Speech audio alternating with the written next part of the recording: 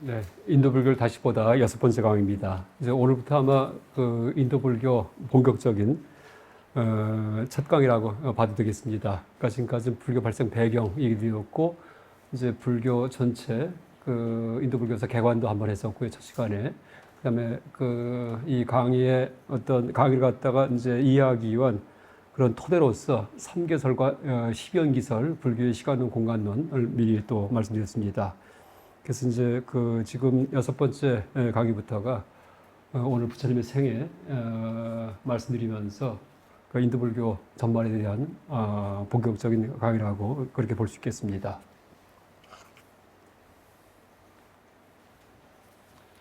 부처님께서 깨달음을 얻으신 과정에 대해서 이제 한번 요약을 해봤는데요. 성도, 도를 이루시다라고 그렇게 한문 번역도 합니다. 그러니까 29세에 출가하셨다라고 이제 우리가 알고 있습니다. 그리고 전에 한번 얼핏 말씀드렸지만은 대지도론 같은 경우에는 그러니까 19세에 출가하셨다라고 기록이 되어 있습니다. 그래서 우리가 지금 알고 있고 우리가 배우고 있고 하는 이런 교리들은 후대에 그러니까 정리된 가르침이다라고 이해하시면 되겠습니다. 그래서 이제 출가하신 다음에 이제 가장 처음 수행하신 게 고행부터 먼저 하십니다. 고행. 그래서 바가반이 이제 바가바드 기타 할 때 바가바드하고 같은 말입니다. 그러니까 원래 바가바드예요. 바가바드. 버하가 할 때는 행복 같은 이런 뜻입니다. 행복 아니면 존경이라는 뜻입니다. 그러니까 바트 하면은 몸을 가진 이런 뜻이에요. 그래서 이제 존경을 갖춘 분, 그러니까 존경스러움을 갖춘 분이라고 해석할 수 있는데 뒤에 T자가 그러니까 바가바트 할 때 T자. 그러니까 이 자가 뒤에 어떤 의미 오냐에 따라 갖고서 변음이 일어납니다. 그러니까 범어에서 그러니까 연성 법칙이라는 법칙이 있는데 그 소리가 연결될 때 그러니까 음성이 변하는 거. 그래서 바가바트 하기도 하고 바가반이라고 하기도 하고 이제 여러 가지 그렇게 표기가 달라질 수 있습니다. 근데 한문 그 음사할 때 그러니까 바가반이라고 그렇게 음사해 가지고 이제 이 바가반이라는 선인 그러니까 보통 수행자든지 사상가한테 붙이는 그 일반 보통 명사 같이 봐도 됩니다. 그러니까 번역할 때 세존하지만은 지금 이 고행을 가르친 분도 세존이고 그 다음에 그 인도 힌두교에서 얘기하는 그 비슈누 신의 화신인 크리슈나 그러니까 바가바드기타라고의 말씀 어록인 바가바드기타에도 그때도 바가바드가 세존이고요. 또 하나 얘기하면 여러분 라즈니시 아시죠? 라즈니시. 현대 인도의 무슨 그 종교 사상가인데 그 이 사람이 처음에 자기 이름을 그러니까 바가반, 슈리, 라준시 이렇게 붙였습니다. 자칭 난 세존이다. 나중에 그러니까 일본 서원불교에 심취해가지고 그 화상으로 바뀌어요. 화상. 그러니까 화상할 때 승리라는 뜻이거든요. 이걸 일본 발음으로 오쇼라고 읽습니다. 그래서 나중에 이름이 오쇼 라준시 이렇게 바뀝니다. 또 다 자기가 지은 겁니다. 그래서 이제 심지어 라준시도 바가반.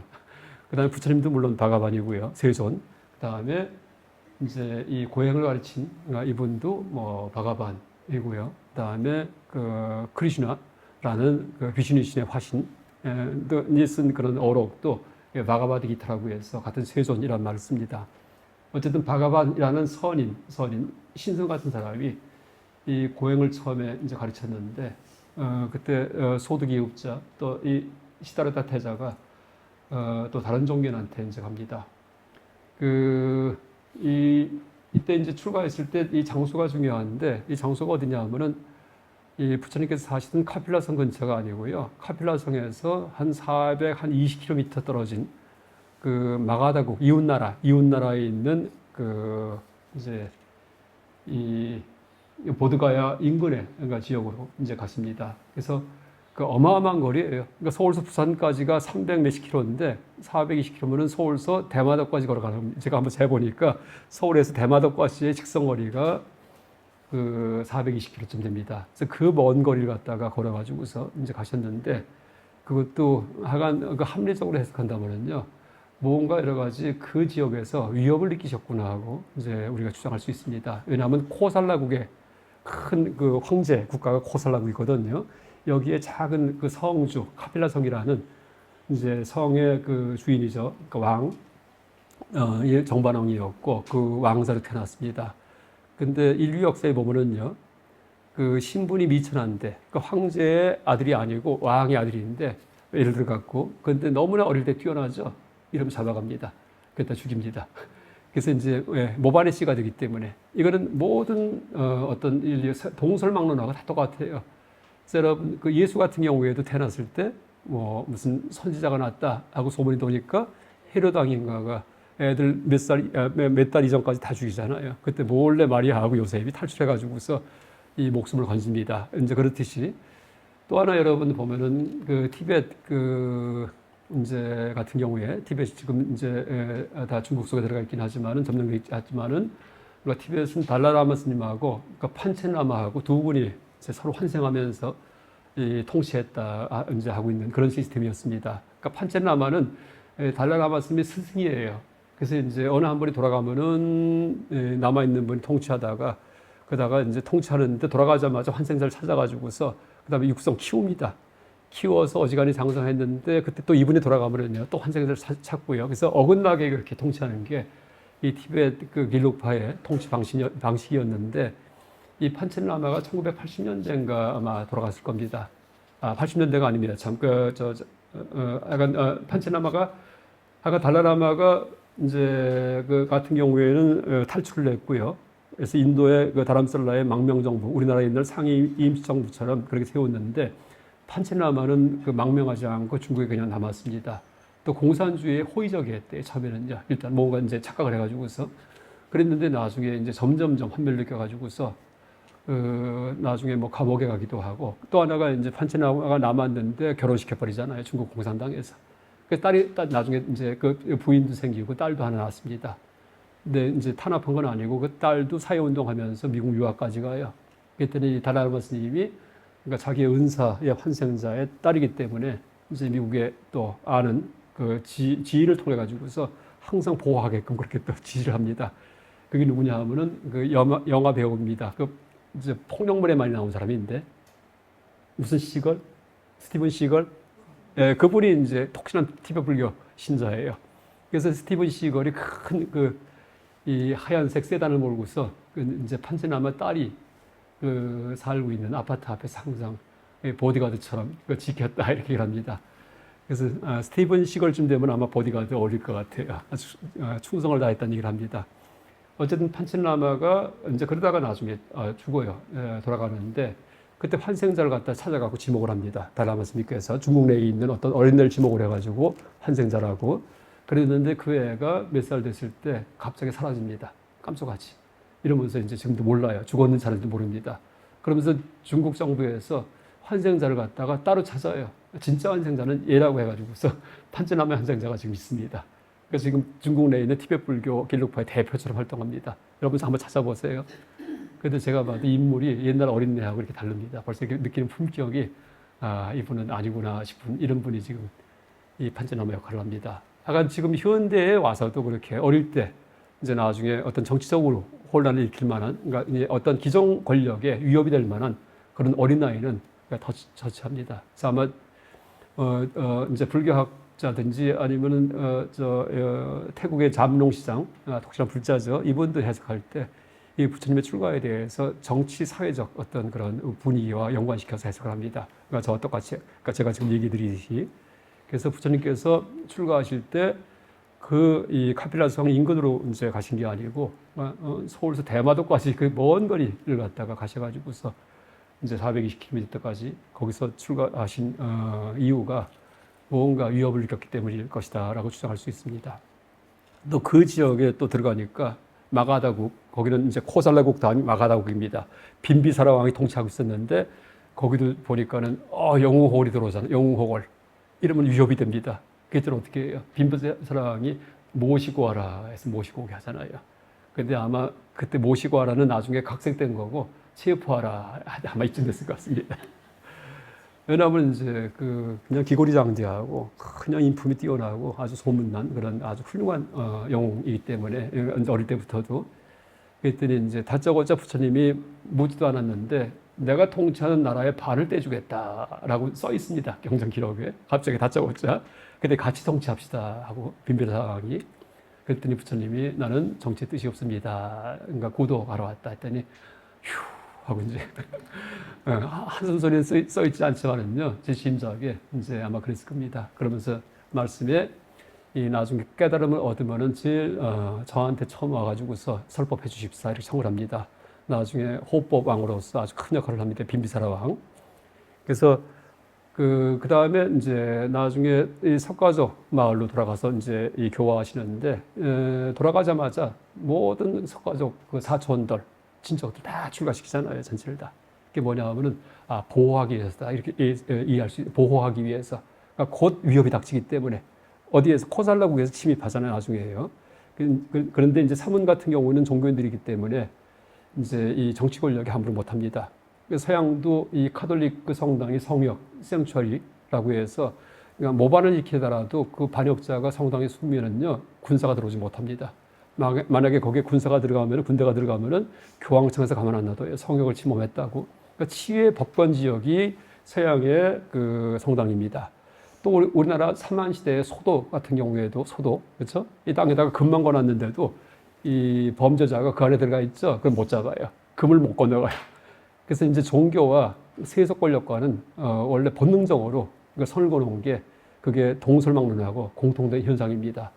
그래서 석가모니 부처님 당시에도 사원이든지 출가자일 경우에는 정치 권력이 전혀 터치를 안 합니다. 그래서 살인자라고 하더라도 출가하면은요 손을 못 댑니다. 그래서 이제 누구야 이 앙굴리말라 같은 경우에도 원래 살인자인데 99명 죽이고서 나중에 출가하잖아요. 근데 스님 된 다음부터는 이제 이 법이 달라집니다. 그래서 승가법이 율이에요, 율장. 250개, 348개 비구니 스님 250개가 전부 다 형법이에요, 형법. 그러니까 형법과 형사소송법입니다. 현대법 얘기한다면은요. 그러니까 철저하게 다르게 운영을 합니다. 그러니까 세속법과 다릅니다. 그래서 이제 그게 이제 원래 옛날 그러니까 종교와 그러니까 정치 권력과의 그런 차이점이었는데 어쨌든 부처님이 석가족한테 돌아오셔가지고서 사촌들을 갖다가 집단 출가, 그죠? 어마어마한 숫자에 뭐 사촌 형제 뭐 다 출가시킵니다. 그 이유가 그러니까 곧 석가족에게 닥칠 위기를 아셨기 때문에 이제 그냥 세속에 있다가는 다 목이 날아갑니다. 그러니까 누구한테? 그러니까 비유리 왕한테, 그렇죠? 코살라국. 그러니까 코살라국의 비유리 왕이 왜 원한을 품습니까? 석가족의 미인이 많기 때문에 아직 왕자일 때 공주를 갖다 하나 얻어오려고 청을 했더니 다 가기 싫대요. 비유리 왕이 싫어갖고. 그랬더니 하인을 갖다가 변장시켜가지고서 공주라고 속여서 보냅니다. 그래서 이제 결혼시켰는데 나중에 그걸 알아요. 그들이 이제 드디어 이를 갈면서 내가 왕이 되면 황제가 되면 저걸 몰살하리라 하고 이제 마음을 먹습니다. 그래서 이제 나중에 결국 침공하죠. 침공하다가 오는데 부처님께서 이제 길거리에 이렇게 앉아 계시죠. 거리에. 마른 나무까지. 옆에는 잎이 무성한 나무가 있는데 그늘이 있고 근데 그게 아니고 잎도 별로 없고 햇볕도 쬐는 땡볕 밑에 앉아 계세요. 작은 나무에. 그러니까 아주 깡마른 나무 밑에서. 그랬더니 이제 어쨌든 부처님이기 때문에 그러니까 정치 권력과는 이게 선의가 있었기 때문에 말에서 내려가지고서 이 비유양이 이제 절을 한 다음에 옆에 나무가 무성한데 그늘이 이제 짙은데 나무가 이파리가 무성해서 왜 여기 이렇게 앉아 계십니까? 하고 여쭈니까 이 답이 뭐냐 하면은 친족의 그늘은 서늘하다 이렇게 하세요. 친족. 그 무슨 얘기냐 하면은요. 그러니까 너는 황제이기 때문에 돈도 많고 막 나를 위협할 힘이 더 크지만은요. 나한테는 그거보다도 이 깡마른 나무 같은 나의 석가적 보잘것없는 이게 더 서늘하다 이런 얘기예요. 그래서 큰 잎이 많은 나무는 비유량의 비유고 이 나무에 들어가는 것보다도 네가 지금 이제 그렇게 침략하려고 하는 석가족의 그늘이 나는 서늘하다 이렇게 답을 해요. 또 양심의 가책을 느끼고는 돌아갑니다. 다시. 그랬다가 다시 또 2차 침공을 해요. 다시 또 안 되겠다고서는 또 앉아 계세요. 그랬더니 또 절을 하고 또 돌아가세요. 그랬다가 또 안 되겠다고 3차 침공해요. 그때 지나칩니다. 그다음에 몰살합니다. 그래서 이제 경에 보면은 뭐 일부러 화살도 딴 데로 쐈다. 석가족에서 이렇게 나오긴 하지만 후대 묘사하고 그래서 상대가 안 되죠. 큰 황제국하고 양국이기 때문에 그래서 멸망합니다. 이게 이제 불교입니다. 그런 얘기 많이 해요. 불교 믿는 사람들 믿는 나라 보면 전부 다 찌질해 이렇게 얘기합니다. 그렇죠? 근데 뭐 꼭 그렇지는 않아요.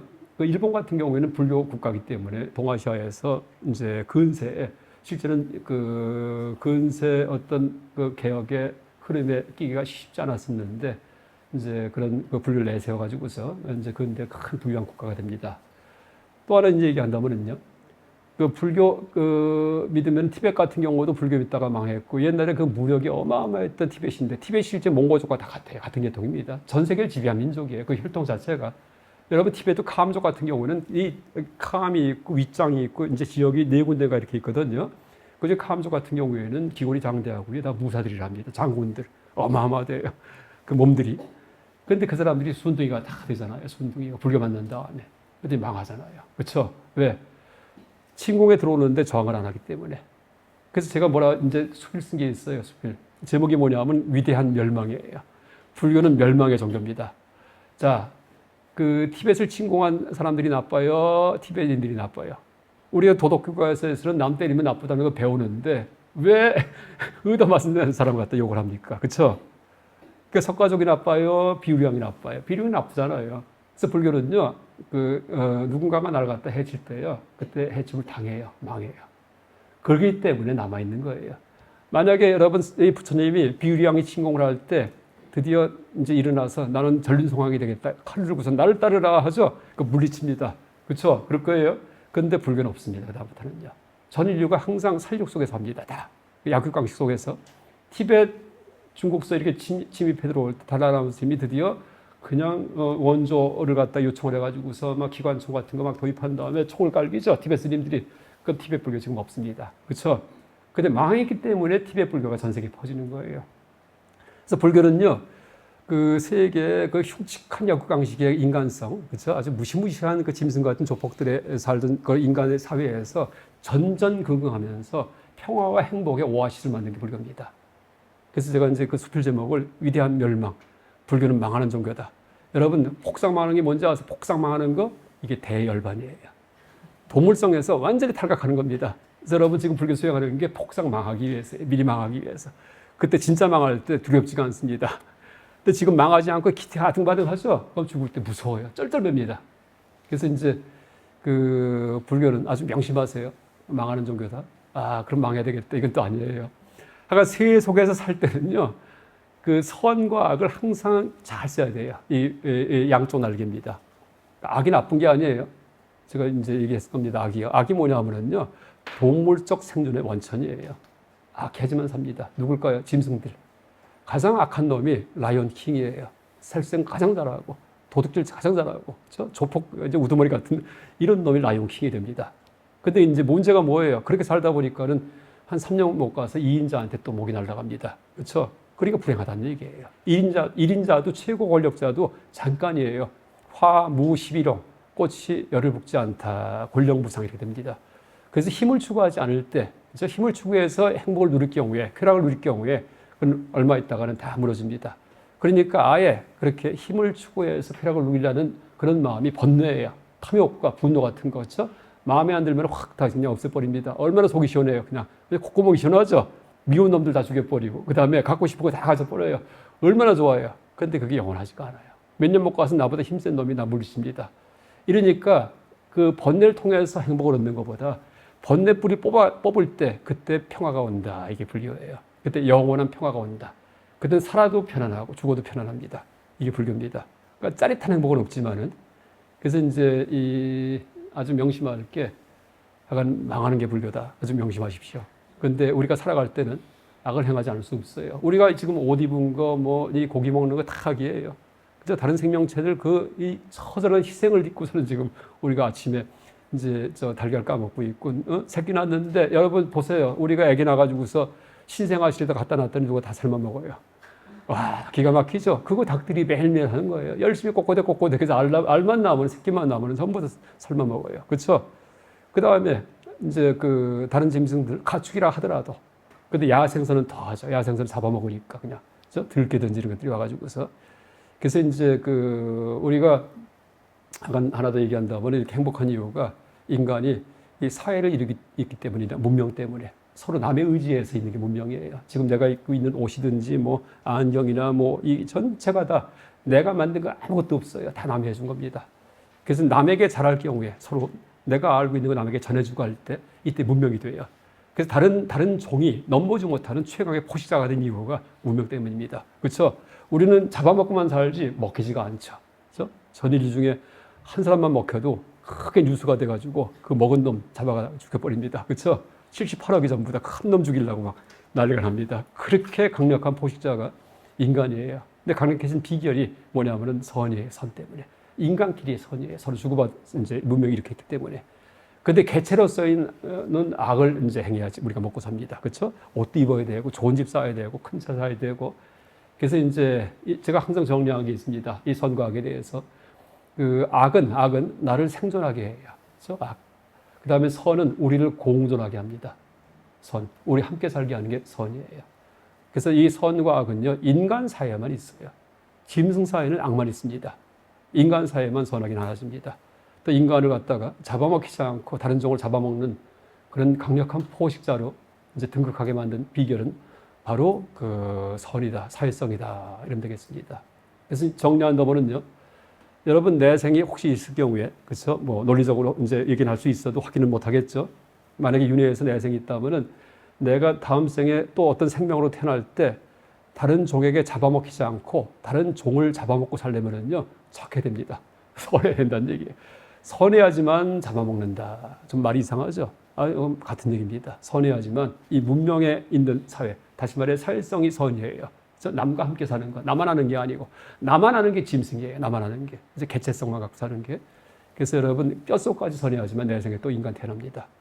그런데 이제 겨우 전생에 뼛속까지 선해가지고서 인간 딱 들어왔는데 살다 보니까 착하게 살면 손해봐. 이러고서는 이제 드디어 겉으로만 착한 척하고 막 이기적으로 살죠. 이러면 내 생에 그런 마음 가진 생명체로 그냥 자기 원하는 대로 갑니다. 뭘까요? 멍멍멍하든지 찍찍하든지 이래됩니다.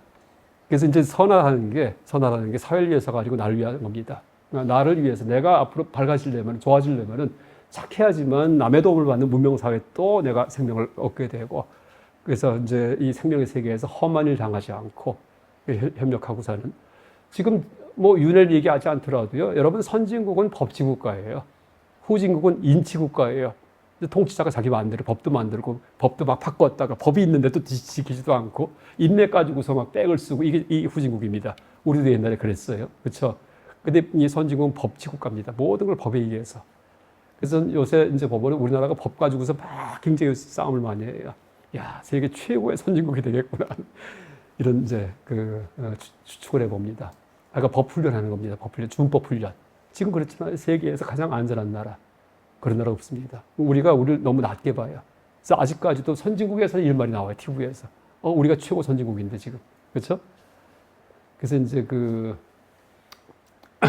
어쨌든 이 석가모니 부처님께서 이제 이 석가족에 들어와서 타출가시킨 이유가 석가족을 사촌 형제들 이제 그게 코살레국의 위험을 감지했기 때문에 그랬을 것이다라고 추정할 수 있습니다. 그래서 이렇게 이제 어쨌든 이 석가족도 이제 다 멸망을 했고, 티벳도 멸망했지만은 거기에 대해서 우리가 이제 이 역으로 생각해야 된다. 오히려 불교기 때문에 멸망할 수 있다라고 그렇게 이제 그걸 아주 자신 있게 얘기해야 됩니다. 그래서 이제 그렇게 선하기 때문에 또 인간 사회가 유지가 되고 인간이 다른 종에게 잡아먹히지 않는 이유가, 그러니까 불교와 같은 종교에서 이 남과의 공존을 가르치기 때문에, 남에게 잘하면서 도덕 윤리를 가르치기 때문에, 그래서 인류가 최고의 문명을 이룩할 수 있었다라고 얘기할 수 있겠습니다. 어쨌든 부처님께서 출가하실 때 멀찌감치 이제 오셔가지고 출가해서 바가반 선인한테 배우시고 고행을 벌인 다음에 그 다음에 이제 닦은 게 무소유 삼매입니다. 알라라깔라말한 선인한테 무소유 삼매. 뭐냐면은 아무것도 없는 삼매예요. 근데 삼계설 제가 강의할 때 이 삼매 말씀드릴 때 무색계 삼매 중에 무소유 삼매, 비비상 삼매가 있지만은 그 밑에 두 개가 더 있어요. 그러니까 공무변 삼매, 식무변 삼매. 그러니까 허공이 무한한 삼매, 식무변은 주관이 무한한 삼매, 마음이 무한한 삼매. 다시 말해 공무변 삼매는 객관 세계가 무한히 펼쳐진 삼매. 그다음에 식무변 삼매는 주관 세계가 무한히 펼쳐진 삼매입니다. 그래서 객관, 주관, 무한. 그러다가 무소유가 되면은요, 주관과 객관이 다 끊어졌어요. 주관이 없습니다. 그래서 아무것도 없는 삼매가 돼요. 그 다음에 더 올라가 보면 비상, 비비상 삼매. 아무것도 없다는 생각도 없어요. 그렇다고 생각이 아예 없는 것도 아닌 삼매예요. 점점점 미세해집니다. 그래서 이런 삼매는요, 이 무색계는 불교 발생 이전부터도 인도에 퍼져 있던 그런 어떤 종교 수행의 목표입니다. 이런 삼매들이. 그러니까 식무변 삼매, 공무변 삼매, 무소유 삼매, 비비상 삼매가 불천립 이전부터도 원래 있던 거예요. 그래서 이제 근데 부처님께서 그 삼매를 다 해봤자 기존에 있던 종교 생활을 다 해봤자 전혀 번뇌가 없어지지 않아요. 번뇌가 뭐예요? 치심. 다시 뭐예요? 다시 말해서 나는 누굴까? 세상이 뭘까? 왜 죽을까? 왜 태어났나? 왜 세상이 부조리한가? 이게 하나 해결 안 됩니다. 그래서 이제 또 어떻게 할까 하다가 이제 다시 고행을 하시는데 그때 마침 아버지 왕께서 이제 혼자 수행하기 뭐하니까 친구들을 보내죠. 5친구를 아버지 정반왕께서 보낸 친구입니다. 꼰단냐, 왁바, 바띠야, 아싸지, 마하나마 라는 5친구를 보내가지고서 고행을 하십니다. 고행. 그래서 이제 여러분 부처님 고행상 그 간단한 미술에 보면은 그 피골이 상접한 모습 있잖아요. 청동상 남아있는 거. 그게 바로 이제 이때 고행할 때의 모습입니다. 이 간다라 미술이 뭐냐 하면은 그리스, 그 알렉산더 대왕이 가져왔던 그리스 미술 그 어떤 그 이 스타일하고 이 불교 가르침이 만나가지고서 간다라 미술입니다. 그래서 간다라 미술 보면은요, 이 머릿결 보면은 우리가 그 구별할 수 있어요. 부처님인데 머릿결이 비너스처럼 이렇게 물결 웨이브가 돼 있죠. 이름 간다라예요. 그러니까 나발이 동글동글하죠. 이거는 인도 토속 미투라 인도 토속 불상입니다. 어쨌든 그 부처님 고행상도 보면은 웨이브진 이런 이제 그런 그 나발이 없고 이제 그런 모습입니다. 근데 고행을 하시다가 이제 고행을 할 때 뭐 온갖 고행을 다 하시는데 그래도 해결이 안 돼요. 나는 누굴까? 세상이 뭘까? 죽음이 뭘까? 왜 태어났나? 아무것도 해결 안 됩니다. 그러겠죠? 근데 저는 전부터도 항상 이상한 게 삼매를 닦는 건 이해가 돼요. 삼매. 삼매 들어가는 거 종교 수행할 때. 근데 고행을 하는 거 밥을 안 먹고 굶고 이건 이해가 안 돼요. 저는 고행을 하려면 못 하겠어요. 괴로운 걸 왜 해요? 근데 보면은 이 종교인들 가운데 고행하는 분들이 있거든요. 자연하게도 보면은 고행하잖아요. 머리털 쥐어 뜯기도 하고. 근데 그걸 이제 생각해 보니까 이게 뭐냐면은요. 이 종교 수행이 2가지가 있어요. 삼매와 고행입니다. 뭐냐면은 고행을 꼭 옛날 그 불교 부처님 당시만이 아니고 그 기독교 같은 경우에도 여러분 그 십자가 부활절 때 십자가 지고서 막 채찍 때리면서 지금도 하고 있어요. 그러니까 남미든지 뭐 필리핀이든지 이런 데 가면은요. 이 고행합니다. 그 다음에 그 이슬람교 같은 경우에도 막 자기 가슴을 치면서 알라한테 내가 저기 이런 것도 있습니다. 그러니까 이제 자기를 괴롭히는 수행이 있어요. 이게 뭘까 하고 보니까 그게 뭐냐면은요. 약간 그 양심의 가책을 갖다가 줄여주는 방법이 고행입니다. 그게 뭐냐 하면은 이 프로이드 심리학에 보면 프로이드 심리학, 그러니까 정신분석학자 이분 창시한 여기에 보면은요. 양심의 자기 처벌이 있어요. 양심의 자기 처벌. 여러분 인과응보 있죠? 인과응보. 이거 심리학적으로 해석할 수 있습니다. 인과응보가 뭐냐 하면은 악행을 하고 나면은요 과보받는 거예요. 우리가 인간이기 때문에 인과응보가 있어요. 왜? 선과악이기 때문에. 그래서 어릴 때부터 악행을 하면은 어떻게 돼요? 부모든지 선생님이 훈육을 하죠. 그래서 벌을 주죠. 이러니까 이제 악행을 하면은 고통을 받는구나. 이게 몸에 각인이 돼요. 그렇죠? 이러니까 이제 그 내가 착하게 살아야지. 그래야지 행복하는구나. 어릴 때 이제 얻어맞지도 않고 야단 안 맞기 때문에 이게 양심이에요. 나한테 자리 잡은 양심이고 프로이드 심리학에서 그걸 초자, 자아보다 위에 있는 날 감시하는 분, 뭐 양심, 슈퍼에고 이렇게 합니다. 그러니까 누구든지 양심이 다 있어요.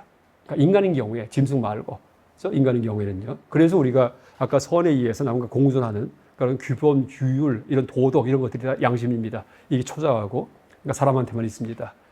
근데 거기에 대해서 남이 보지도 않았지만은 내가 어긋나는 일을 하잖아요. 양심의 가책을 느껴요. 근데 어릴 때 나쁜 일을 하면은 반드시 처벌 받았거든요. 근데 내가 나쁜 일 했는데 남이 안 받고 처벌도 안 해요. 어른이라고 해서. 이러니까 내가 나를 처벌합니다. 그래서 이제 그게 고행이에요. 그래서 여러분 뭔가 집에 자꾸 우환이 있을 때 그 절에 가서 봉사하죠. 그냥 공양주 하면서 막 빨래하고 설거지 다 해드립니다. 그래서 나를 갖다 괴롭힙니다. 내가 주인이기 때문에 우리 애가 저렇게 됐다고. 이게 다 그런 사고방식이에요. 그래서 이제 이 고행하는 게 특히 초자아가 강한 사람들, 어릴 때부터 도덕 훈련을 많이 받은 사람들, 이런 사람일 경우에는요, 종교인이 돼가지고서 나는 죄인이요. 기독교 다 죄인 사상 아니에요. 그렇죠? 그래서 이제 내가 죄인이야. 죄가 많다. 이러면서 막 뉘우치고 하는 행동을 해야지만이 마음이 편안해집니다. 근데 거꾸로 초자가 없는 사람들이 있어요. 초자가 아예 어릴 때부터 커서도 뭘까요? 사이코패스, 소시오패스 같은 사람입니다. 그러니까 악인이에요. 그러니까 전혀 아주 파렴치하고 있는 사람들이 있습니다. 범죄자, 그러니까 반사회적 인격 이럴 수도 있어요. 그래서 이제 금방 잡혀갑니다. 우리 사회에서 속건해가지고서 그런 사람들을 멸종시켰습니다. 인간 사회에서. 그게 이제 감옥이고 형벌입니다. 그래서 이제 어쨌든 간에 여기에 고행, 5비과 함께 고행을 했다고 하는데 왜 고행을 했을까? 왜 종교인이 고행을 할까 할 때 사서고생하는 것이다 라고. 자연학의 고행도 마찬가지예요. 이것도 내가 이제 양심들이 있기 때문에, 사람이기 때문에, 그래서 고행을 할 때 그 겉보기에는 나를 괴롭히는 것 같지만은 마음은 편안해진다. 이렇게 볼 수도 있겠습니다. 내 죗값을 내가 받았다. 이렇게 되는 겁니다. 저 도스토옙스키 소설 죄와벌에 보면은 주인공이 전당포 높아 살해한 다음에 그 양심 때문에 그냥 막, 그러니까 완전 범죄에도 불구하고, 그렇죠? 계속 막 식은땀을 흘리고서 막 고생하다가 나중에 자수하잖아요. 결국은요. 그렇죠? 이제 완전 범죄인데도 이게 다 양심이 있기 때문에 스스로 나를 갖다가 괴롭힌 겁니다. 일단 자수한다는 얘기가 뭐예요? 그러니까 처벌 받는 거예요. 고통을 받는 겁니다. 어릴 때 잘못하면은 부모한테 얻어맞았듯이, 얻어맞든지, 야단 맞았듯이 사회적으로 내가 잘못했는데, 남을 죽였는데 아직 야단 안 맞았어요. 그러니까 야단 맞으러 가는 겁니다. 이게 이제 죄와벌의 큰 줄거리입니다. 죄와벌. 그러니까 도스토옙스키 소설에. 근데 어쨌든 간에 고행을 해도 마음이 편안하지가 않아요.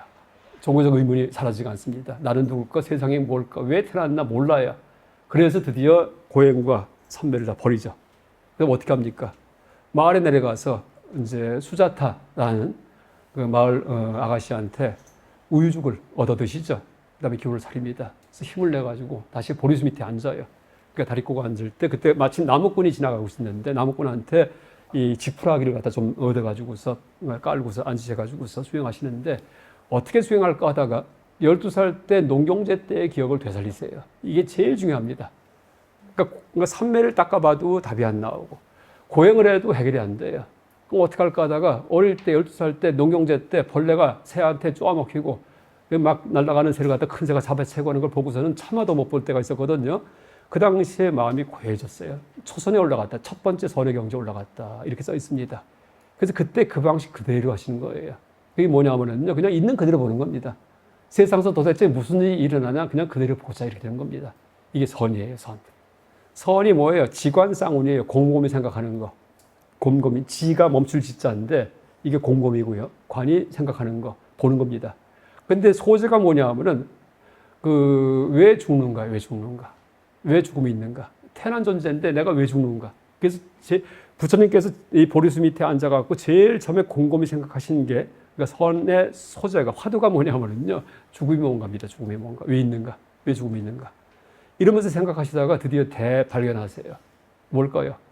탄생했기 때문에 아주 쉬운 답입니다. 12연기의 제일 마지막에 생 때문에 노사가 있다 나오죠. 노사가 왜 있는가 하다가 생 때문에 이거 발견하신 거예요. 그러니까 간략히 얘기하면은. 근데 그 탄생했기 때문에 어머니 뱃속에 탄생한 거지만은 그 사육 과정이 다 떠오르죠. 여러분도 한번 회상해 보세요. 내가 어릴 때 언제 사춘기가 왔나? 뭐 중학교 때, 고등학교 때, 중학교 때든지. 그 다음 그 이전에는 어땠나? 그냥 사춘기, 음욕도 없고 분노도 없이 그냥 어린애로 살았어요. 이때가 수예요, 수. 사춘기 때가 애예요, 애. 그쵸? 근데 수 이전에 어땠나? 엄마 뱃속에서 태어났어요. 생일날. 그 이전에 이제 외부 대상이 눈에 보이고 귀에 들렸을 거예요. 이것도 상상 회상할 수 있어요. 그때 그 촉전엔 뭐였나? 그때 엄마 뱃속에서 요만한 고깃덩어리인데 눈, 귀, 코가 달렸겠지. 이게 육입이에요. 그러니까 12연기의 역관이에요. 그러니까 이 보리수 밑에 앉아갖고 제일 처음에 하신 수행이 12연기의 역관이에요. 거꾸로 노사부터 시작을 해가지고서 소급해 올라가는 겁니다. 여러분도 할 수 있습니다. 요새는 쉬워요. 왜? 요새는 여러분 생물학 다 배우잖아요. 옛날에는 그런 지식이 없었는데 지금은요. 생물학 지식이 있고 수정란에 다 누구든지 생물학 중학교만 들어가면 다 배우기 때문에 여러분 12연기 중에서 한 10지연기까지는 여러분 중학교 때까지 다 배웁니다. 그렇죠? 그거예요. 딴 거 아니에요. 12연기까지 별거 아닙니다. 그래갖고 이제 또 생각을 해보니까 그럼 이 6가지 감각기관이 생긴 이런 태아였는데 엄마 뱃속에서 그 이전에 뭐였을까? 그럼 감각기관도 없었겠지. 그러니까 심신복합제였겠지. 조그만 혹같이 엄마 자궁에 달라붙은 거 이게 명색이에요. 명이 마음이고 색이 신입니다. 심신복합체 명색. 그럼 그 이전에 뭐였을까? 수족란이었겠지. 수족란에 뭐가 있었을까? 내 마음 지금 이 마음이 그때도 있었겠지. 식이에요. 식. 그래서 수족란에 달라붙은 식이 제일 처음이에요. 그래서 이제 소급해서 이렇게 회상을 하시는데 거기까지 갔는데 그럼 그 이전엔 뭐였을까? 몰라요. 그때. 뭐예요? 12연기 가운데 뒤에 있는 거 10가지만을 갖다 회상하세요. 10가지. 10가지만. 이걸 왔다 갔다 하십니다. 그래서 나중에 제가 써놨는데 이걸 뭐라 부르냐 하면 제신연기 이렇게 부릅니다. 한번 읽어보겠습니다. 제가 지금 말씀드린 이 과정을 초기불전, 자바암경, 성읍경에 써놓은 자바암경. 그러니까 이제 초기 3장 중에 하나입니다. 읽어보겠습니다. 내가 옛날에 아직 깨달음을 이루지 못했을 때 홀로 고요한 곳에 앉아서 오롯하게 명상에 들어가 다음과 생각하였다. 이게 바로 나무꾼한테 집단을 갖다 얻어가지고서 보리수 밑에 앉아서 무엇이 있기에 노사가 있는가, 무엇을 조건으로 삼아 노사가 있는가. 그래서 곧바로 참다운 다음과 노사 생겼다. 생이 있기에 노사가 있다. 생, 그쵸? 탄생했기 때문에 생을 조건으로 삼아서 노사가 존재한다. 이와 같은 방식으로 유치, 애, 수촉, 소급하는 거예요. 유깁초, 명색이 존재한다. 명색이 심신복합체예요. 엄마 뱃속 자궁에 붙은 요만한 혹이에요. 무엇이 있기에 명색이 있는가? 무엇을 조건으로 삼아 명색이 있는가? 그래서 곧바로 참다운 다음과 노사 생겼다. 식이 존재하기에. 그건 마음이 붙었기 때문에 수족난이 자라나는구나. 수족난은 정전한 자가 합해진 건데 그게 자라려면은 마음이 붙어야지 돼요. 그 식을 조건으로 삼아서 명색이 존재한다. 내가 이런 식으로 사유했을 때 식의 한계에 이르러서 제식, 이환 되돌아오고 그 이상을 넘어갈 수 없었다 이렇게 써 있습니다. 이걸 제식연기 얘기해요. 보통 12지연기가 아니고 10지연기 얘기합니다. 그러니까 초기 불전 얘기예요. 그래서 계속 되풀이하세요. 여러분도 할 수 있어요. 지금이요. 엄마 뱃속에 있었지. 그 다음에 그 이전에 뭘까 아 생각 안 나요. 엄마 뱃속에 수족난 이전에 뭐였을까 생각 안 나요. 이러다가 툭 터지는 거예요. 이러다가 어느 날 밤에 바로 이제 이게 어느 날 밤입니다. 그래가지고서 드디어 어느 날 저녁이 됐는데 이때 그러니까 저녁을 초야 밤중에서 앞에 부분, 그 다음에 이 자정을 중야 가운데 중자, 그 다음에 새벽을 후야에 드디어 부처님이 되세요. 그래서 제가 이 세 가지를 다 적어왔는데, 그러니까 경문 중심으로 읽어보겠습니다. 그러니까 사분율에 써 있는 사분율 율장 써 있는 그 성도 일화예요. 그때 보살께서 아직 깨닫기 전이기 때문에 부처가 아니고 보살입니다. 그러니까 시다리 때 태자. 이미 괴로움과 즐거움을 버리고 근심과 기쁨도 이미 여의어 괴로움도 없고 즐거움도 없이 생각을 보호하며 청정하여 넷째 선정 사선에서 논이었다. 그때 삼계설 얘기할 때 말씀드렸죠. 부처님이 깨달은 게 사선의 경지라고. 이때가 뭐예요? 숨이 끊어진 경지입니다. 가만히 생각할 때 너무나 집중하기 때문에 숨을 안 쉬어요. 여러분 보통 생활 속에서도 뭔가 가만히 볼 때 숨 멈추고 보죠. 이따가 쉬죠. 그게 사선의 단계 아니고요. 그러니까 숨까지 멈출 정도는 나도 모르겠고 무의식적으로 숨이 멈춰집니다. 뭘 가만히 볼 때요. 그게 사선이에요. 그러니까 나도 모르게 그렇게 됩니다. 그때 보살께서 이러한 선정을 얻으시니 모든 번뇌의 불임이 타고 티 없이 깨끗하시며 행하는 이 부드러우시며 견고한 곳에 머물러 전생의 일을 아시되 드디어 항아리에 담긴 물이 잔잔해져서 맑은 거울처럼 되듯이 됐다는 얘기예요. 마음에 흔들림이 없습니다. 전생의 일을 아시되 하나, 둘, 셋, 넷, 다섯 생이나 5생까지 알고 10생, 20생, 30, 40, 50생이나 100, 1000, 100천생이나 무수한 백생이나 무수한 천생이나 무수한 백천생과 겁이 이루어진 거, 겁이 무너진 거, 온 우주가 무너지는 거, 온 우주가 생겨나는 거. 내가 전에 어디에 태어났는데 이름은 아무요, 성은 무엇이었다. 이러한 생에는 이러한 음식을 먹었고 수명은 얼마였고 수명의 한에는 얼마였고 거기에서 죽어서는 거기에 태어났고 저기에서 죽어서는 저기에 태어났는데 이러이러한 얼굴 모양이었다 하는 무수한 전생의 일을 아셨다. 그러니까 무수 전생의 기억이 났다는 얘기예요. 그때 보살께서 초저녁에 이 첫 깨달음을 초명을 얻으셔서 무명이 다하고 밝음이 생겼으며 어둠이 다하고 광명이 생기시니 이른바 전생일 깨닫는 트임이었다. 소위 숙명 통증 이렇게 되어 있습니다. 그렇죠? 그러니까 제일 첫 번째 당신 자신에 대해서 기억이 났다는 얘기입니다. 여러분 부처님 말고도요. 이런 수행한 분이 있어요. 누군지 아세요? 피타고라스입니다. 피타고라스가 유네 얘기예요. 피타고라스가 전생에 자기가 병거사에서 썼던 창까지 막 가르치러 갑니다. 피타고라스 전기에 보면은요. 그 피타고라스가 종교인이에요. 수학자이기도 하지만 학파가 있어요. 그래서 그 제자들한테 전부 다 전생 회상하는 훈련시킵니다. 그래서 이제 자꾸 소급해 들어가갖고 자기 전생을 떠올려요. 그랬다가 어떤 전쟁에 참가했는데 그때 자기가 병사였는데 그때 쓰던 창과 방패가 걸려있는 거, 그 전시장에 이것까지 가르치는 그 일화가 있어요. 한번 찾아보세요. 아주 유명한 얘기입니다. 그래서 이제 여러분 전생 소급할 때 이런 식으로 한다는 얘기예요. 회상 훈련해가지고 회상에. 그래서 내가 초등학교 때 뭐 했지? 확실히 떠올려야 됩니다. 나 유치원 때 그 이전에 어릴 때 가장 최초의 기억. 그 틀림없이 엄마 뱃속에 있었을 텐데 그 이전에 더 이전에 이러면서 들어갑니다. 이러면 이제 떠오르나 봅니다. 지금도 약간 미얀마에서 윗바사나 수행하는 분들 그렇죠? 많이 얘기해요. 전생 뭐 2생 봤던 분도 계시고 5생까지 봤던 분도 계시고 제가 얘기 많이 들었습니다. 근데 믿거나 말거나 확인 안 된 거는 그냥 참조사일 뿐이고 아주 그건 명심해야 됩니다. 하여간 사기치기 제일 쉬운 게 종교입니다. 그렇죠? 아 실제 그래요. 왜? 체험하지 못하기 때문에. 여러분 이웃 종교에서 누가 어떤 그 유명한 목사분이 나는 어저께 꿈을 꿨는데 하나님께서 나한테 성경에 나오는 누가 환생한 것이다 얘기했다 하면서 자기 이름 바꿨잖아요. 아주 유명한 분입니다. 이러면서 내가 뭐뭐다 하면서 막 이러다가 그냥 돈을 갖다 바치는데 난리가 나갖고 그냥 세계 최대 교회까지 만들어 갔잖아요. 그렇죠? 그래서 실제 이 종교인들이 이제 하여간 굉장히 악행을 하기 쉽습니다. 그렇죠? 그래서 이제 누가 전생 얘기할 때 또 하나가 있어요. 하여간 수행 체험은 절대 남한테 얘기하면 안 됩니다. 유래 나옵니다. 어떻게 나오냐 하면은 대망화죄가 오는데 대망화가 뭐냐 하면은 그게 스님들 승단서 추천하는 죄예요. 승단에서 승복 벗기고 그러니까 깨닫지 못했는데 깨닫다고 할 경우에 승복도 벗기 하고요. 재출가도 현정이 안 돼요. 이게 이제 섹스 성교, 직접적인 성교, 그다음에 살인, 사람 죽였을 때, 그다음 5전 이상의 투도, 그러니까 세속에서 사형시킨 그런 금액이랍니다. 네 번째가 대망화예요. 근데 그 조항에 보면 어떤 말이 있냐면은요, 서로 깨달았다 하더라도 그 말을 발설하면 안 되는데, 그렇죠? 그런데 깨닫지 못했다고 하는데 발설하는 그렇게 깨달았다 하면은 그게 안 된다 이렇게 얘기했습니다. 그러니까 깨닫지 못했다 하더라도 이제 그런 체험이 있더라도 이렇게 돼요. 율장에 4분절에 나온 얘기입니다. 깨달았다가 하더라도 그 말을 발설하면 안 되는데 깨닫지 못한 사람이 깨달았다고 하매랴 이렇게 나와 있어요. 그러니까 깨달았다 하더라도요 그걸 남에게 얘기하지 말라는 얘기예요. 나 깨달았어 이 얘기해서 뭐 할 거예요 도대체? 뭔가 내가 수행해서 진짜 번뇌가 없어졌어요. 남한테 얘기한다는 얘기는요, 그것도 다른 문제예요.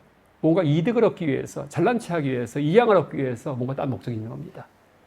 그러니까 실제 깨달았을 경우에, 실제로 깨달았으면 자비심이 철철 넘치고, 저 무엇을 알기 때문에, 이럴 경우에 내가 무엇을 할 것인가, 이걸 준비해야지, 내가 깨달았어, 이러고 다니지 않습니다. 그렇죠? 그래서 이제 자기 수행 체험을 아무리 신비한 체험을 했다 하더라도요, 남한테 얘기해야 돼, 무의미합니다. 특히 요새 이제 윗바사나 수행하는 분을 보면 자꾸 그 얘기를 해요. 뭐 어땠는데, 어땠다 하는데, 그거 안 됩니다. 그거 그냥 수행할 때 지침에 따라서 하면 될 뿐이고, 그 다음에 내가 변화했으면은요, 이제 남에게 어떤 얘기든지 행동을 해가지고서 이게 남에게 도움이 될 것인가를 갖다가 숙고해서 해야지, 깨달았다고 얘기하는 거는 교만심이기 때문에, 그렇죠? 이제 이제 불순한 목적, 이제 시주를 많이 받기 위해서든지 아니면은 나한테 나를 존경받기 위해서든지 그렇죠? 명예욕이든지 이런 식의 번뇌가 목적일 수 있습니다. 근데 그 얘기가 율장에 나온다는 얘기, 부처님 가르침에 나온다는 얘기예요. 그러니까 깨닫다 하더라도 그걸 발설하지 말라 이렇게 됩니다. 아주 명심해야 됩니다. 그래서 이게 이제 초에 숙명특이 열렸는데 보니까 어떻게 돼요? 전생에 어떠했고 다음 생에 어떠했고 하니까 인과응보의 법칙을 발견하신 거예요. 여기에서 이렇게 봐야 됩니다. 그 세상이 엉망인 줄 알았더니 보니까 나의 경우에는 인과응보가 있더라. 악행을 하면은 나중에 나쁘게 태어났고 선행하면은 나중에 그 과벌 받았고 좋게 태어났고 이렇게 하시는 겁니다. 그 다음에 이제 한참 또 그대로 집중하다가 이 자정까지 됐습니다. 그때 읽어보겠습니다. 천안통. 그러니까 자정에 천안통이 열리는데, 그러니까 삼명이 열리면서 부처님이 깨달으시는데, 두 번째가 천안통이에요. 그러니까 천안, 천신의 눈이다라는 뜻인데, 이 뜻은 전생과 현생의 관계, 현생과 내생의 관계를 그러니까 다른 생명체에 대해서 혼이하시는 거, 이게 천안통입니다. 그때 보살께서 다시 청정한 삼매의 선정으로 티를 없애고 번뇌의 불임이 없게 하시어 무때가 다음에 행하는 바가 부드럽고 견고한 곳에 머무시어 중생들의 나는 이와 죽는 일을 아시며 태어나는 이와 죽는 그런 생명체를 아시며 청정한 하늘로서 살피시어 중생들의 나고 죽는 것과 좋은 빛깔, 좋은 몸의 색깔, 몸의 모습, 나쁜 몸의 모습과 좋은 길, 나쁜 길과 귀한 것, 천한 것을 보시고 귀하게 태어나고 선하게 태어나는 것, 그러니까 타인에 대해서, 다른 생명에 대해서, 다른 인간에 대해서 하는 얘기입니다. 중생들이 지은 행에 따라서 모두 아시며 곧 살피어 아시되 이 중생은 몸으로 악을 행하고 입으로 악을 행하고 뜻으로 악을 행하며 신구의 악업, 삿된 소견으로 성인을 비방하며 삿된 소견에 업을 지으니 목숨이 닿은 뒤에는 지옥 축생 악에 떨어질 것을 아시며, 그렇죠? 악행을 하면은 나빠지는구나. 그다음 축생들이 몸으로 선을 행하고 입으로 선을 행하고 뜻으로 선을 행하며 바른 소견을 가져 성인을 비방하지 않으며 바른 소견의 업을 지는 것을 보시고는 목숨이 닿은 뒤에 하늘이나 인간계에 나는 것을 아셨다. 이와 같이 청정한 하늘로 중생들의 나는 것과 죽는 것이 그들이 지은 행에 따른 것을 보고 아시니 이것이 보살이 밤중에 얻으신 둘째 발금이었다. 제2명입니다. 숙명명 혹은 숙명통 이렇게 얘기를 합니다. 그러니까 인과응보의 법칙이 여기만 적용되는 게 아니고 다른 생명한테도 적용되는 보편 법칙이구나 하고 아시는 거예요. 아까 말씀드렸잖아요. 여러분 착해야지만 내 생에 좋은 데 간다는 얘기가 이게 말이 맞잖아요. 착해야지만 사회성을 갖는 남과 함께 사는 세상에 간다는 얘기예요. 왜 착하다는 얘기는 남을 존중한다는 얘기예요. 그럼 문명사회이기 때문에 문명사회가 인간계 천생 같은 겁니다. 과학이 있는 곳이 천생, 천상계가 딴 게 아니고요. 신통력이 과학이에요. 딴 게 아니고. 그렇게 받듭니다. 그렇죠? 그러니까 내가 고등 문명으로 이제 을 갖는 사회에 태어나려면은 ET든지 뭐든지가 아니에요. 있는지 없는지 몰라도 이러려면은 어쨌든 남을 존중하는 마음이 뿌리 깊게 있어야 되겠구나. 논리적으로도 되잖아요. 그렇죠? 그래서 이제 이 천안통에서 인과응보, 선인 낙과 악인 고과, 악을 행하면 고통이 오고 선을 행하면 락을 얻는구나 하고 하시는 겁니다. 그 다음에 드디어 새벽에 누진통, 누는 셀루자 다 새어나갔다. 신, 소진되었다. 그렇죠? 새어나오던 게 소진되었다. 새어나오던 번뇌가 소진되었다. 탐욕, 분노, 교만, 어리석음 같이 막 자꾸 새어나오는 번뇌가 내 마음속에서 이게 다 소진되어서 더 이상 나오지가 않더라라는 뜻입니다. 누진통. 그때 보살께서 이와 같이 청정한 선정을 얻어 온갖 번뇌의 부림을 다 하시고 청정하여 티가 없으며 행하심이 부드럽고 견고한 곳에 머무시어 번뇌가 다한지 누진지가 앞에 나타남을 얻으셨다. 마음으로 번뇌가 다한지를 반연하여 여시라고 분명하게 괴로움을 아시고 괴로움의 쌓임을 아시고 고집이에요. 고집. 그 다음에 괴로움이 어떻게 모이는지 아시고 괴로움의 다함을 아시고 멸입니다. 멸성제. 괴로움이 다하여 도의 행함을 이게 도성제입니다. 고집멸도예요. 그래서 원래 고집, 고멸, 그다음에 고멸도, 적 이렇게 됩니다. 고멸도 적 한자는 거룩한 진리를 그러니까 사성제, 여시기 아는 까닭에 번뇌를 여시게 하시고 번뇌의 쌓임을 여시게 하시고 번뇌가 다하여 도에 행하는 것도 하시고 여시게 하셨다. 그가 이렇게 하시고 이렇게 관찰하시니 욕심번뇌, 용루의 뜻을 벗어남과 있음번뇌, 유루의 뜻을 벗어남과 무명번뇌의 뜻을 벗어나면서 모두 벗어나서 벗어나는지 해탈지를 얻고 의지시기를 나의 삶을 다했다. 이게 해탈지견이에요. 나의 삶을 다했다. 내 범행은 이미 이루어졌고 할 일은 이미 마쳐서 소작이자 다시는 몸을 받지 않으리라. 자지불수 유유라고 하시니 이것이 보살이 새벽에 얻으신 셋째 발금이었다. 드디어 아라한이 되셨습니다. 근데 이때 아라한은 뭐예요? 성물 아라한도 아니고 독각 아라한도 아니고 대승 아라한 이렇게 합니다. 아라한이 세 가지예요. 성문 아라한, 연각 아라한, 그다음에 이제 부처님은 그 대승 아라한 이렇게 얘기합니다. 아라한. 그래서 이제 이제 숙명통, 그러니까 자기의 전생하는 거, 그 다음에 천안통, 다른 생명체의 전생, 현생, 내생하는 거, 그러니까 선악의 인과응보하는 거, 그 다음에 마지막에 누진통, 고지멸도를 알아갖고 모든 법칙, 생명체가 돌아가는 법칙을 다 하셨어요. 괴로움의 세계가 있는데 원인은 집이에요. 번뇌 때문이다. 집을 제거하면은 번뇌가 멸한다. 멸성제예요. 근데 그렇게 보는 게 팔정도 도성제다. 이게 사성제입니다. 이게 누진통이라고 이제 새벽에 드디어 깨달으십니다. 그래서 이제 이 사성제를 발견하시면서 사성제로 정리가 되면서 그러니까 숙명통과 그 천안통이 그러니까 초야 저녁의 숙명통과 자정의 천안통이 새벽에 사성제로 정리가 되면서 드디어 부처님이 되셨다라고 얘기할 수 있겠습니다. 이게 이제 부처님의 성도 장면입니다.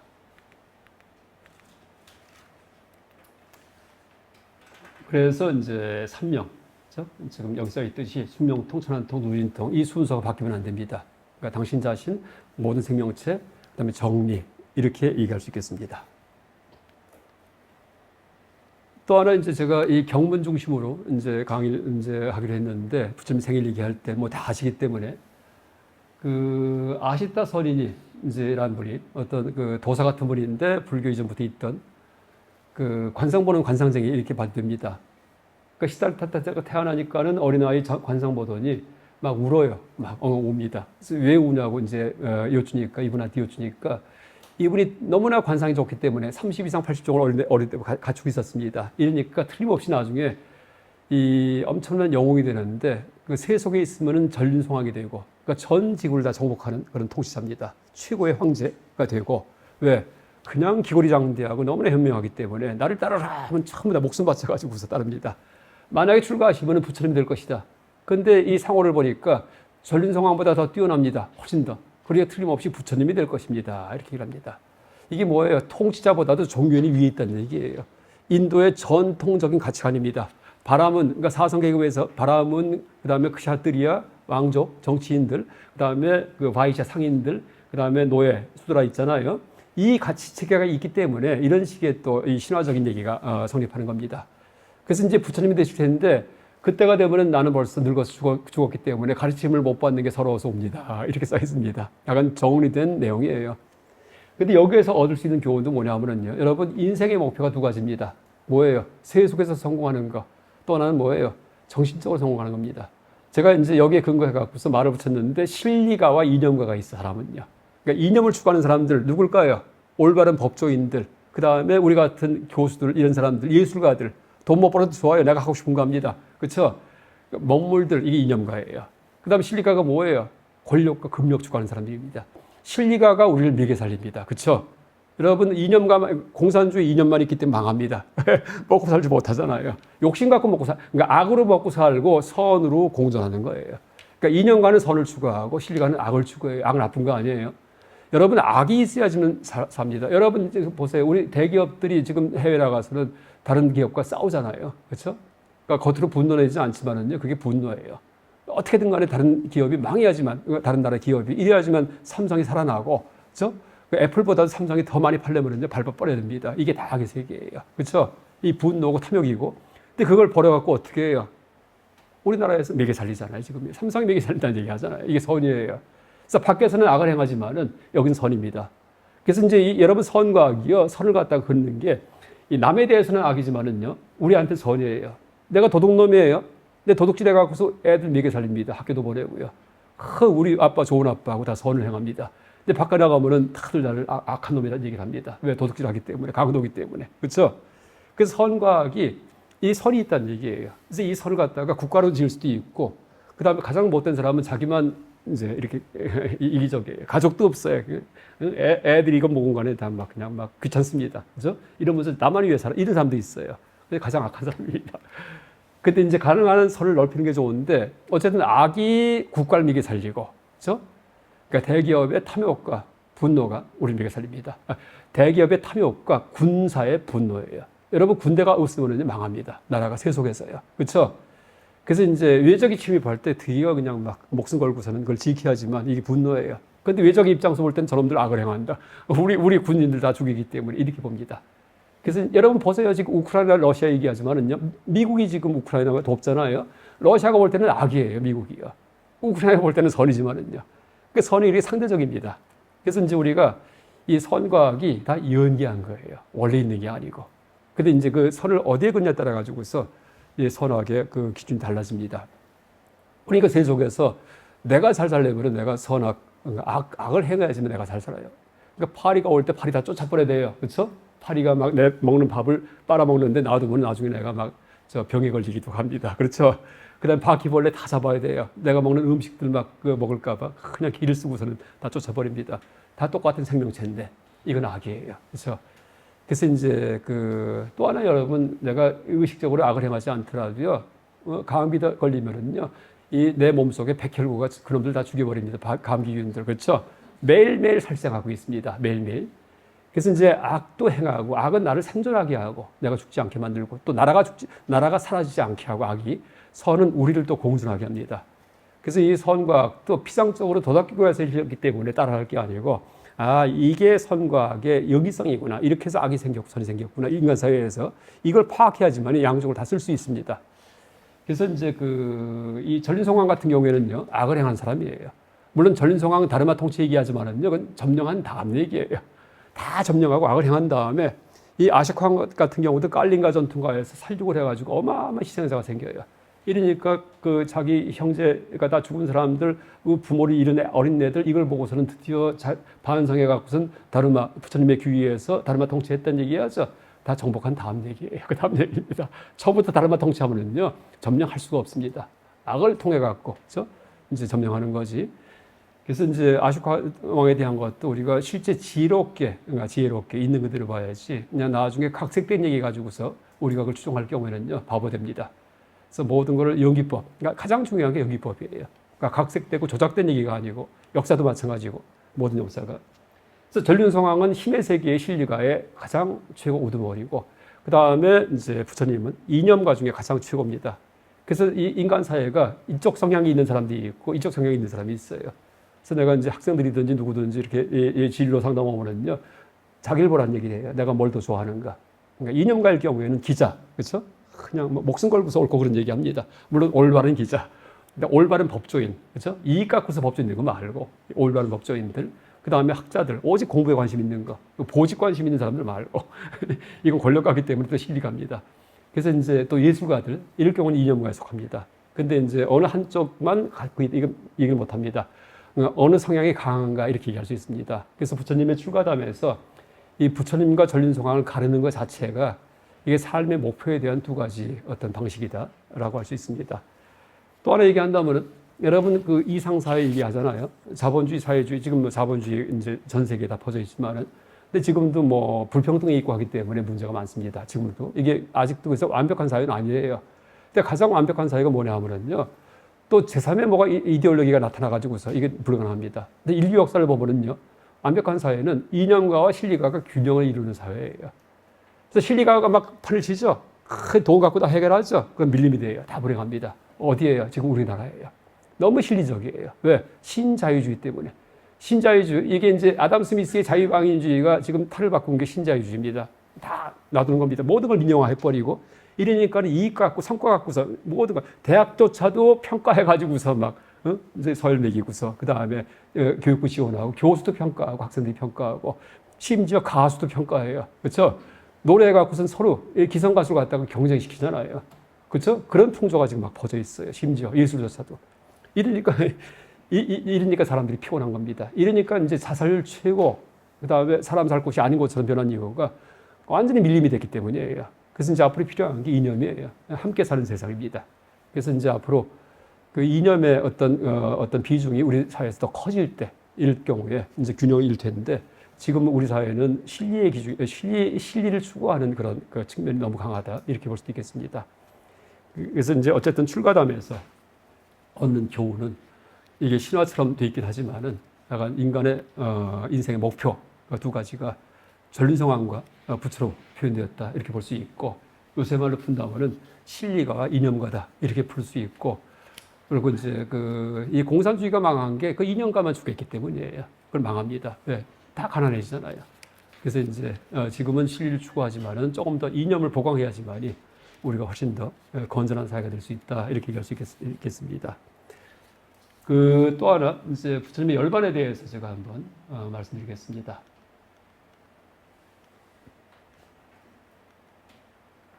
하나만 더, 이제요.